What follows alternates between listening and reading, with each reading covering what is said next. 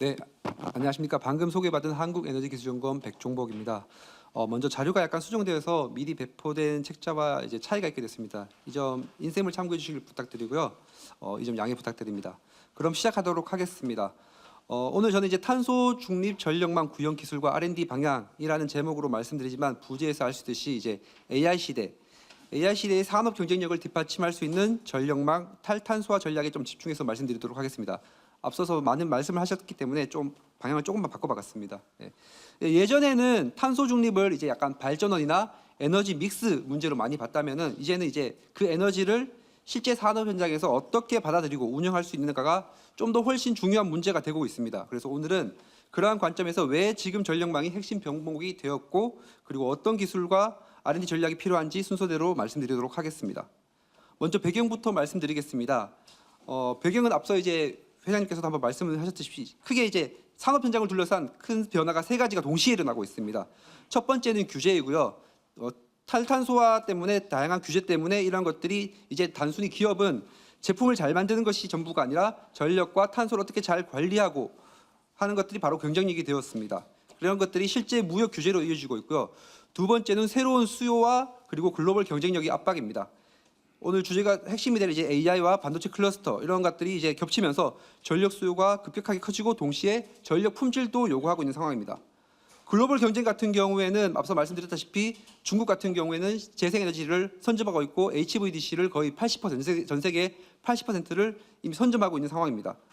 다른 미국이나 유럽 같은 경우에는 결국은 자국 보호를 위해서 앞장서고 있고요. 국내에서도 이런 것들을 대응하기 위해서 에너지 고속도로와 이제 분산 에너지 정책 같은 것들을 본격적으로 대응하고 있습니다. 그러면은 이제 지금의 전력망 문제는 이제 단순히 에너지 문제가 아니라 이제 산업 경쟁력이 조건이 바뀌고 있다는 신호로 보셔야 될 것 같습니다. 그러면 이제 이 왜 하필 지금 전력망이 핵심이냐? 저는 이제 이 질문에 대한 답이 아주 분명하다고 생각합니다. AI 시대에서 산업 경쟁력은 전기를 얼마나 많이 생산하느냐의 경쟁이 아니라 무탄소 전력을 얼마나 안정적으로 받아서 끊김없이 운영할 수 있는가의 경쟁으로 바뀌고 있습니다. 과거에는 위에서 보시다시피 전력망이 발전기 중심이었는데요. 하지만 앞으로 재생에너지, ESS, 분산전원 이렇게 인버터 기반의 자원이 중심이 되는 구조로 바뀌고 있습니다. 즉 계통의 구조와 성격이 바뀌고 있습니다. 그래서 더불어 이제 여기에 아래에서 보시는 것처럼 AI 데이터 센터나 반도체 클러스터 같은 새로운 수요, 예를 들면 이런 게 기가와트 단위로 이제 바뀌고 있는데요. 수요가 요구되고 있는데 이러한 수요들은 24시간 동안의 안정적인 전력과 높은 품질 그리고 대용량의 수용성을 동시에 요구하고 있습니다. 그래서 이제 산업 경쟁력의 핵심은 바로 전기를 단순히 만들 수 있느냐가 아니고 그것을 넘어서 그 전기를 어떻게 안정적으로 받아들이고 전력망을 갖고 있느냐에 달려 있다고 할 수 있습니다. 네, 그럼 여기서 병목의 본질을 한번 살펴보도록 하겠습니다. 문제는 단순히 전기를 만드는 것을 넘어서고 있다고 말씀드렸습니다. 더 큰 문제는 이제 늘어난 수요와 분산 자원을 지금의 전력망 구조가 감당하지 못하고 있다는 것입니다. 기존 같은 경우에는 보시는 것처럼 중앙 집중형이었고 일방향이었고 했다면은 지금은 좀 더 상대적으로 재생에너지가 많아지고 더욱더 복잡해지고 운영이 더욱더 이제 또 투명해지는 것들을 요구하고 있기 때문에 앞으로는 이제 그 핵심되는 것들은 수용성, 유연성, 안정성 그리고 운영 진흥화 이런 것들이 실제 네 가지 병목으로 이제 정리될 수 있습니다. 유연성 같은 경우에는 이제 얼마나 많이 받아들일 수 있느냐. 그 다음에 수용성 같은 경우는 유연성 같은 경우에는 얼마나 그 변동성에 대해서 유연하게 대체할 수 있느냐. 안정적인 거는 얼마나 전력망을 안전하고 튼튼하게 유지할 수 있느냐. 그리고 운영 진흥화는 똑똑하고 효율적으로 운영할 수 있느냐. 그런 것들의 문제입니다. 그래서 이제 병목은 이제 발전업 문제뿐만이 아니라 전력망의 구조와 운영 역량에 달려 있다고 할 수 있습니다. 실제 전 세계 글로벌 기업들이 이러한 변화에 먼저 그런 전략을 많이 보여주고 있는데요. 구글, 메타, 그 다음에 오픈 AI, 마이크로소프트 등등 이제 많은 그런 기업체들이 실질적으로 예전에는 단순히 전력을 구매하는데 그쳤다면은 직접적으로 전력망에 들어가고 있고 구축하고 있고 발전을 하고 있고 시장에 들어가고 있습니다. 그 사례로 예를 들어 구글 같은 경우에는 재생에너지 발전소를 직접 데이터 센터와 이제 한 곳에 같이 하는 그런 전략을 많이 펼치고 있고요. 아마존 같은 경우에도 재생에너지를 직접 공급하고 직접 전력망 인프라에 같이 투자를 병행하고 있습니다. 나아가서 실제 탄소 배출 최소화를 위해서 SMR도 함께 검토하고 있는 상황이라고 보실 것 같습니다. 테슬라 같은 경우에는 실제 사실 에너지 회사로 혹은 우주 회사로 이렇게 많이 바뀌고 있는데요. 실제 발전뿐만 아니라 ESS, VPP 기술들을 모두 통합해서 전력망을 직접 제어하는 수준으로 가고 있습니다. 그래서 여기서 중요한 메시지는 하나입니다. 이러한 기업들이 전력 문제를 더 이상 이제 단순한 전력의 구매 문제로 보지 않고 있고요. 어떻게 이런 것들을 확보하고 통합하고 운영하고 하는 것들을 문제로 인식하고 있고 실제 이러한 전력망 자체가 입지와 인프라 그리고 경쟁력에 직결되고 있습니다. 그래서 이러한 전력은 이제 단순히 이제 ESG 대응의 차원의 이슈가 아니라 사업 지속성, 산업적 경쟁력이 기반이 되는 것이라고 생각합니다. 네, 그렇다면 이제 이 병목을 어떻게 풀어야 될까? 저는 여기서 전력망을 혁신을 5개의 기술축으로 보고 있습니다. 앞서 많은 발제를 해주셨는데요. 먼저 이제 대규모 연계, 그리고 현장 수용성, 개통 강건성, 그리고 변동성 흡수, 그리고 운영 진흥화입니다. 제가 생각하기에 여기서 중요한 점은 이 5가지를 따로따로 보면 안 된다는 것입니다. 예를 들면 망 확충을 위해서 HVDC만 늘린다고 해서 끝나는 것들이 아니라 배전망을 또 똑똑하게 하고 그다음에 이제 배전망을 또 똑똑하게 한다고 해서 해결되는 것들이 아니라 ESS나 인버터들이 뭐 더 같이 연계되어야 되고 이런 것들이 이제 종합적으로 함께 망 확충과 그런 솔루션들이 패키지 형태로 일어나야지 이러한 병목을 함께 해결할 수 있는 그런 시점이라고 생각합니다. 그러면 그 기술들에 대해서 이제 R&D 측면에서 좀 더 상세하게 말씀드리도록 하겠습니다. 먼저 첫 번째는 가장 핵심이 되었던 이제 송정망 확충, 예를 들면 HVDC 같은 경우인데요. 지금 문제는 대규모 재생에너지가 주로 이제 남쪽에서 발생하고 실제 수요는 위에서 다른 지역에서 몰려 있습니다. 미스매칭하는 것들이 문제가 있는데요. 이러한 것들이 이제 그러한 전력을 잘 이동해 줄 수 있는 장거리 대용량 정속 인프라가 반드시 필요합니다. 그 점에서 이러한 HVDC는 대규모 재생에너지와 산업 수요지를 연결하는 바로 핵심 백본입니다. 예를 들어서 물건은 밑에서 만들고 살 사람은 위에 있으면은 당연히 고속도로가 뚫려서 빨리 원활하게 운송할 수 있어야 되겠죠. 그런데 이제 문제는 이렇게 이동까지는 하는데 실제 수요는 고속도로에서 일어나는 것들이 아니라 실제 우리 시내에서 많이 일어나게 됩니다. 그래서 HVDC 그냥 이렇게 송전 망망 확충된다고 해결되는 것들이 아니라 접속 지점 이후에 하위 계통, 다시 말해서 배전망이 그 전력을 잘 받아들일 수 있는 형태로 가야 됩니다. 그래서 이제 망 확충은 당연히 필수적인 필요 조건이지만 배전망에 대한 보강과 운영 전략까지 맞물려야지 이제 비로소 이제 충분 조건이 된다고 생각합니다. 이제 한마디로 전력을 멀리서 가져오는 기술이 HVDC라면은 이제 그 전력을 현장에서 실제로 받아들이는 기술이 바로 그 다음 단계에서 말씀드리도록 하겠습니다. 그 다음 단계가 바로 배전망 진흥화입니다. 실제 기업에서 현장에서 많이 체감하는 병목이 바로 송전단보다는 배전단입니다. 그래서 접속이 어렵고 출력 제어가 많이 나는 것들이 실제 배전망에서 많이 일어나기 때문에 저는 이제 실제 배전망이 국가 탄소 중립 전환을 실제 수용성을 결정하는 가장 중요한 현장이라고 생각하고 있습니다.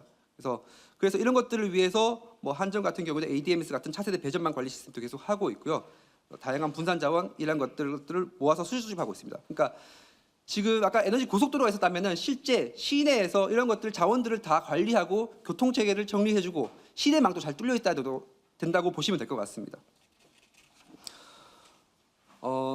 네, 세 번째는 이제 전력전자 기반의 이제 안정화 기술이라고 보시면 될 것 같습니다. 분산 자원이 진짜 많아질수록 개통이 불안정해질 수 있다고 했는데요. 전압도 주파수도 유지가 어려워지고 출력 문제 그리고 혼잡 문제가 많이 발생하는데 이러한 것들이 실제 이제 많은 것들이 전력 변환, 단순히 예전에는 기계적인 장치에서 많은 것들이 풀어졌다면 이제 전력 변환 장치, 전력 전자의 기술 영역으로 많이 넘어가고 있습니다. 그런 것들이 할 수 있는 기능들이 더 많아지고 있고요. 특히 이제 밑에 보시면은 AI 데이터 센터 같은 경우에는 이제 단순히 전기를 많이 쓰는 것들이 아니라 전기를 많이 쓴다면 사실은 기가 단위로까지 갑니다. 하이퍼스케일 기업 같은 경우는 기가 단위로 흔들리는데 발전소 하나가 껐다 켰다 하는 수준이라고 보시면 될 것 같습니다. 초 단위로 혹은 초 이하 단위로 이렇게 흔들리는데 그렇게 되면 당연히 개통망이 흔들릴 수밖에 없고요. 그래서 예를 들면 제가 예전에 작은 어댑터 하나를 만들어 봤었는데 잘못 만들었더니 이제 노트북에 꽂았더니 그게 막 튀더라고요. 그만큼 실질적으로 더 중요하게 반도체 클러스터나 이런 AI 데이터 센터는 훨씬 중요한 상황이라고 보시면 될 것 같습니다. 이러한 것들이 실질적으로 초 단위로 미리세컨드 단위로 변하기 때문에 그런 안정성을 유지하는 것들이 매우 중요하게 되었고요.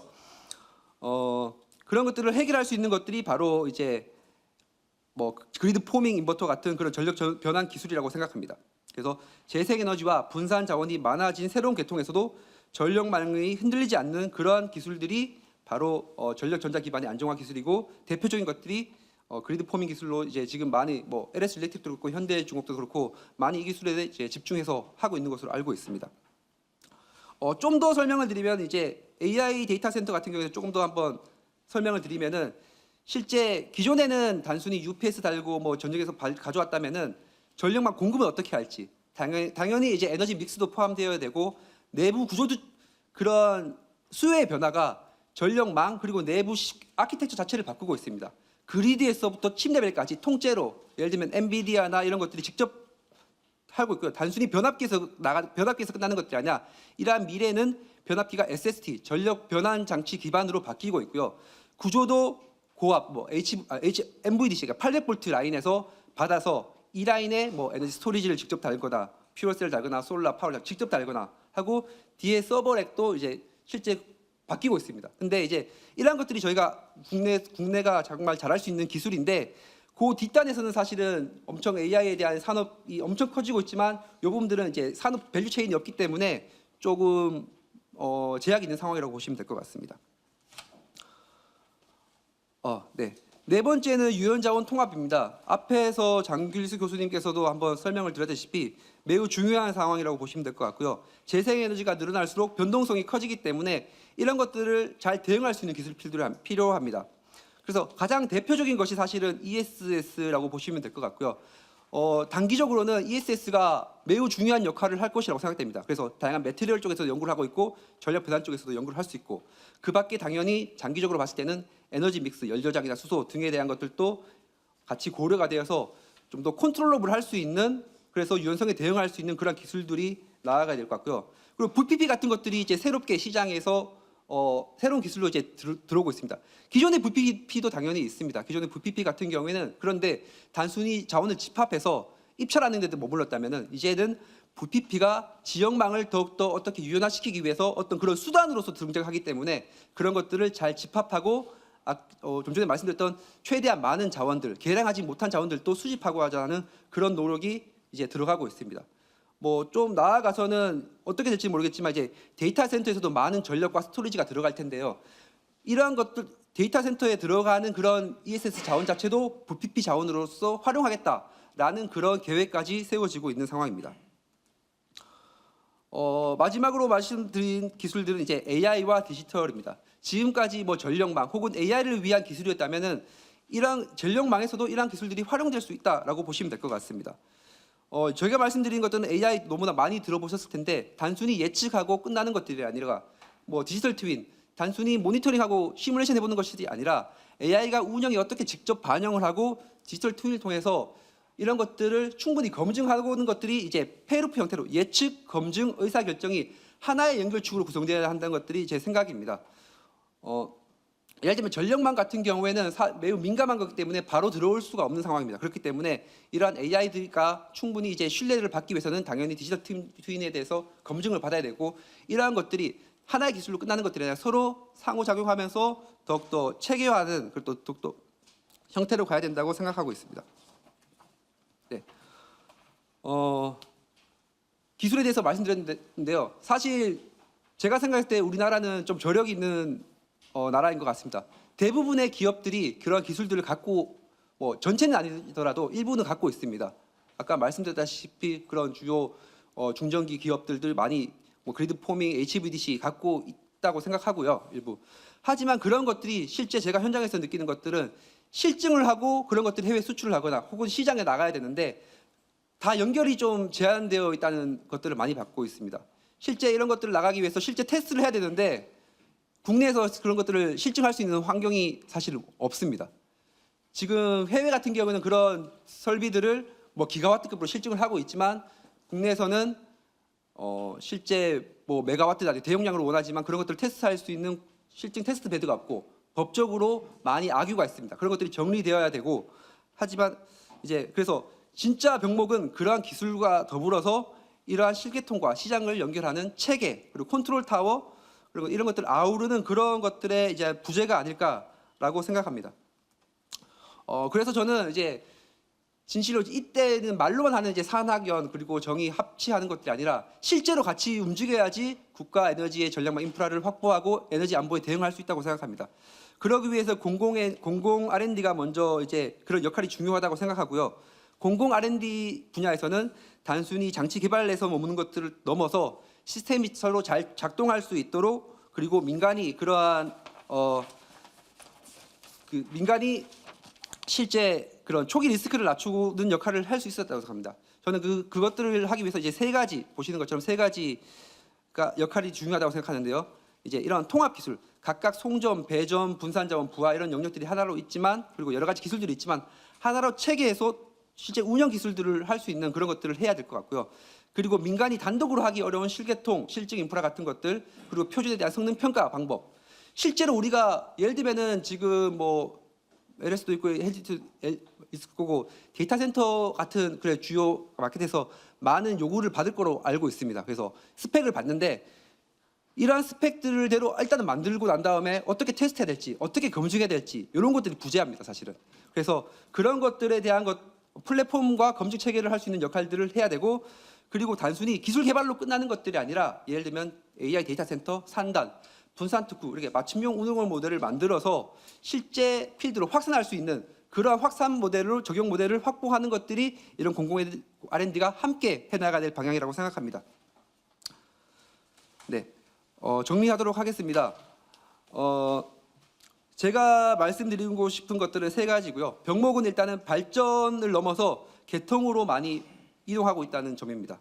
당연히 그래서 확대 산업 전기화, AI 수요 증가가 전력망의 혁신을 요구를 하고 있고요. 당연히 에너지 안보, 국가 인프라의 경쟁력까지 나아가고 있다고 보실 것 같습니다. 그래서 둘째 이제 해법은 단순 장치가 아니라 패키지라는 점입니다.